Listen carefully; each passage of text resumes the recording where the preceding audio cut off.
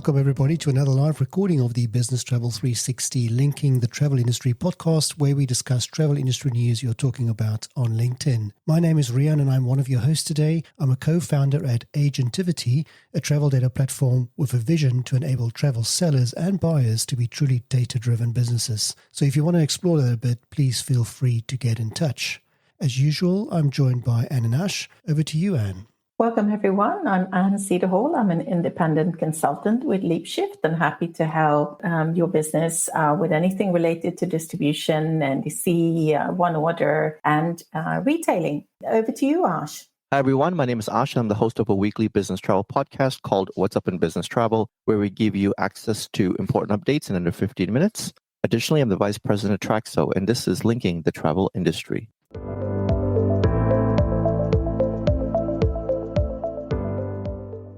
If you are new to this event, what we do here is we discuss the travel industry most talked about LinkedIn posts from last week in a bit more detail, and also ideally with some of your comments as well. Let me get started. Last week was week 7, and a story which stood out for me, I wasn't aware of this actually. There is apparently an ongoing dispute at Finnair between themselves and their pilots over their contracts, and that has now actually escalated to a possible furlough of up to 90 pilots, which just blows my mind, in an era where I believe it's actually quite hard to find staff. I don't understand this at all. I'm hoping, and you're going to give me some more detail about this, but before I get to you, part of that post included a story that it has an impact on their relationship with Qantas, with whom they've recently announced some wet lease agreements, and they had to make some mitigations in that arrangement to avoid disruption. So, and is it just me that finds this strange? I mean, shouldn't they be not fighting with their pilots? I mean, surely they should be clinging on to pilots, because isn't there a bit of a shortage?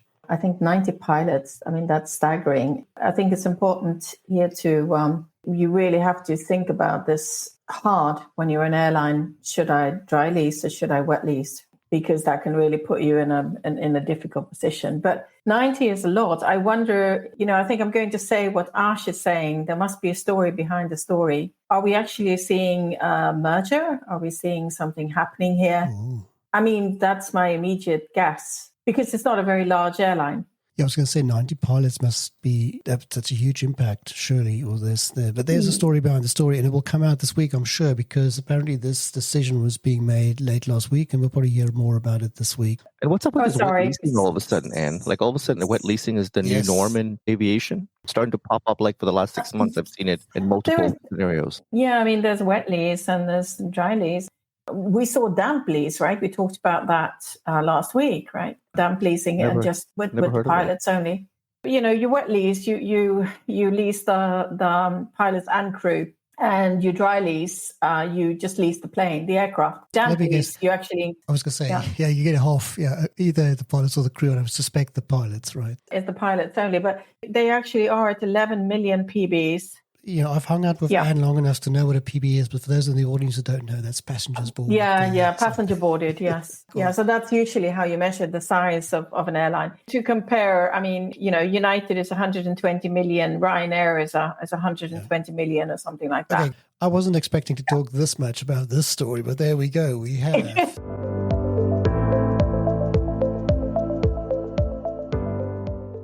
I'm particularly excited to move on to, for the first time in a while, we actually have some decent hotel news on Linking the Travel Industry. This is phenomenal. There's 2 stories. They are related since it's the same brand, but I saw a post on Business Travel News Europe talking about Hyatt Hotels reorganizing their brands into 5 distinct groups, and you can read a bit more about that at Business Travel News Europe. And then I saw a post by Ash, breaking news, where you talked about the fact that Hyatt has acquired Playa Hotels and Resorts for $2.6 billion. And you seem to be quite excited about that. Ash, you want to tell us why? We'll start with the acquisition. Hyatt's been on a rampage of acquiring leisure or leisure-oriented hotels since the start of the pandemic. they have diversified their portfolio and added a lot of different brands, all geared towards the business traveler going on vacation. Hyatt also is not a brand that's familiar with the leisure market because they're so focused on the business travel market that this has been a new area for them. And of course, as a member of the Hyatt Rewards program, I absolutely love it because it gives me a way to experience Hyatt level services, but at a different brand that is focused on leisure and understands the leisure market. So that's one aspect of it. The other aspect of it is that Hyatt is, of course, now up to 33 different brands. If you haven't kept up with Hyatt, it might be news to you to know that they have 33 different brands. And part of it is, of course, them organizing these brands into what Business Travel News Europe calls distinct groups. I'm not a fan of this. I think this just makes people crazy when you start to layer out. I mean, Marriott's done this, Hilton's done this. So it fits the idea of a hotel that has many brands to try to organize them in a way that the consumer understands. But then the verbiage of luxury and essentials and all these different things really doesn't mean anything to anybody. Not a really big fan of these categories that they created, but nonetheless, Hyatt's definitely the move. By the way, their fourth quarter ended up really, really well at the end of the year. So a little bit additional information here. They increased business travel revenue by 12% while simultaneously adding new hotels throughout the year. And then finally, I want to just make one other comment is that Hyatt is transforming their business. One of the things they're doing is that they are looking to be asset light. A Hyatt that was around before the pandemic, they were focused on acquisition of properties and they were really dominating that space quite well. And a lot of Hyatt members loved it. They didn't have franchises. So they were very focused on making sure that the experience at the hotel is exactly what it should be. If you talk to the Marriott and Hilton members, they tend to be very disturbed by the lack of services that they get at the level at which they've been promoted to. So Hyatt is moving in the direction of a Hilton. I'm not a big fan of that direction, but they're looking to be 90% asset light by 2027, which means that they're selling their properties, circling back to the Playa purchase. Playa is actually a purchase not of buildings, but of the branding. And so Hyatt is becoming more digitalized and moving in that direction in so many different ways as well. But this is a play for that. And of course, they're doing a great job. Ash, it's so amazing to see how excited you are about hotel news. It's really cool. But we do need more hotel news in our industry, right? It's quite airline heavy. So this is actually very good. It is interesting development here. And I didn't know that they were going to go that, as you call it, asset light. Interesting.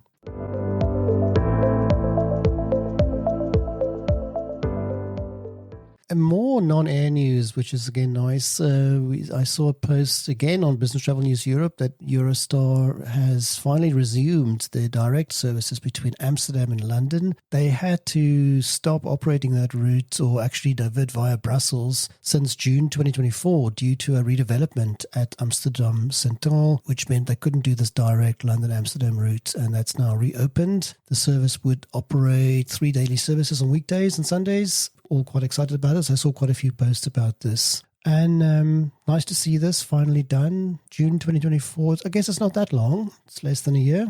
Does it take really 6 months to do all the refurbishing? And do you actually have to close, that area of a station? But it just surprised me. But it's good to see that it's back.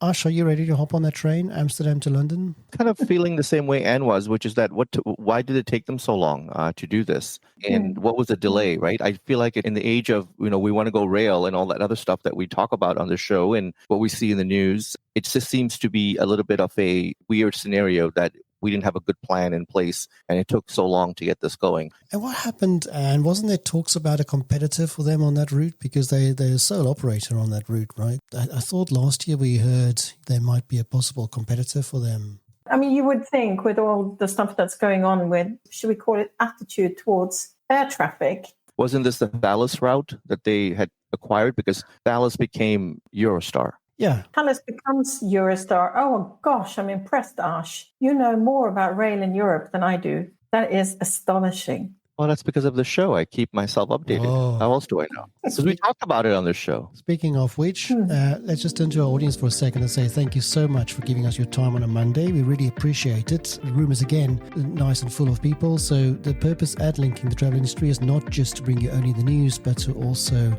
make sure as many of us are connected to one another as possible. So if you haven't done so already, please have a look around the room and send out some connection requests and also accept some, and also tell others about the show if you do enjoy it. We have a good following here and appreciate your time. Again, just saying thank you to our audience. So next story that stood out for us, I haven't heard of these guys before, I have to say, but they sound very interesting and I'm kind of following this with interest. And this is a company, I hope I'm pronouncing it correctly, R-Cube. They have announced a funding round of $1.5 million. And R-Cube, so that's spelled A-R-C-U-B-E, declare themselves as a company focused on post-flight loyalty for airlines. And it's a very interesting write-up. I read quite a bit about these guys over the weekend. This is a very interesting business. And please tell me, have you heard about these guys before? And what do you think of them? No, I haven't heard of them before. And I was a bit first I thought it was AirCube because there is a company called AirCube, yes. But it's R-Cube. I love, of course, what they're doing because this is an area, how do you grow loyalty for those travelers with very few points? I wish they could have a bit more specific in this press release, but we wish that all the time, don't we? That we have some sort of example to explain it better. But I see a huge opportunity here to do something with those points, right? When you only travel a few times a year. And there's enormous loyalty potential here. There's some interesting things they mention. They talk about the fact that, according to them, 76% of passengers prioritize price and convenience over loyalty when selecting an airline. I'm certainly in that bracket myself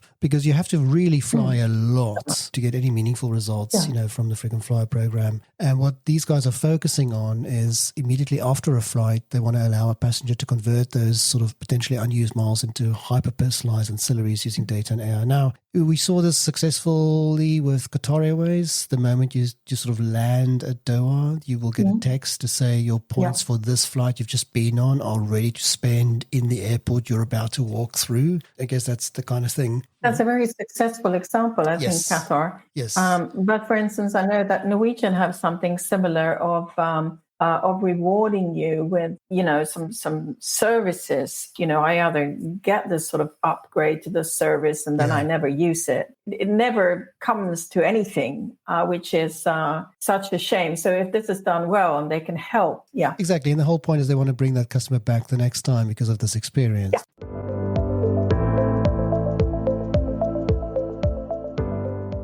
Another story, this was very interesting for me. It seems that Sabre is going to sunset TripCase. It's not going down very well in the industry. Quite a lot of agents are complaining about this, including some of the customers, at Agentivity who we spoke to. Not very happy with the way this was handled. But I guess there's no good way to handle this kind of thing when you're sunsetting a product. I saw a post by Mark Trim from Complex Travel Group in Australia, just expressing his unhappiness with the way this was handled. So, Ash, were you aware of this or did you see this through these posts?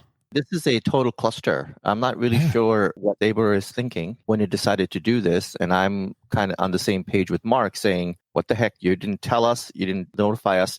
For the agencies that use TripCase, which the majority of the Sabre agencies do, unless they have their own solution, this is a critical piece of the business, which is the ability to communicate with the travelers on your email itineraries that you're booking for them. And then the other piece of this is the ability for the traveler to retrieve those itineraries on their mobile phones. So both those pieces are in place. And so for Sabre to abandon this process leaves the agencies who are serving thousands and thousands of travelers really out there to figure it out for themselves, which hasn't been the way Sabre operated previously, right? Sabre was all about using their own products. Hey, we have TripCase promoting it heavily with the agency community. What is an agency supposed to do? I don't get it. TripCase was designed, not that it had any booking capability, which is if you're Sabre and you're offering a mobile product, why wouldn't you give the ability for people to book travel? Of course, they recently abandoned their booking tool with Get There.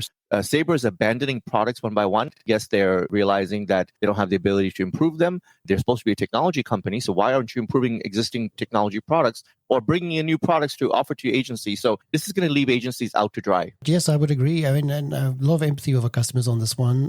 This is a very strange one. And what do you make of this? They made this decision in 2024. Why are they communicating it this late in the day? Not wanting to plug my own solutions here, but I have been thinking we could probably help some customers out here with some automation. So, Kevin, if you're really stuck, you know us and do get in touch.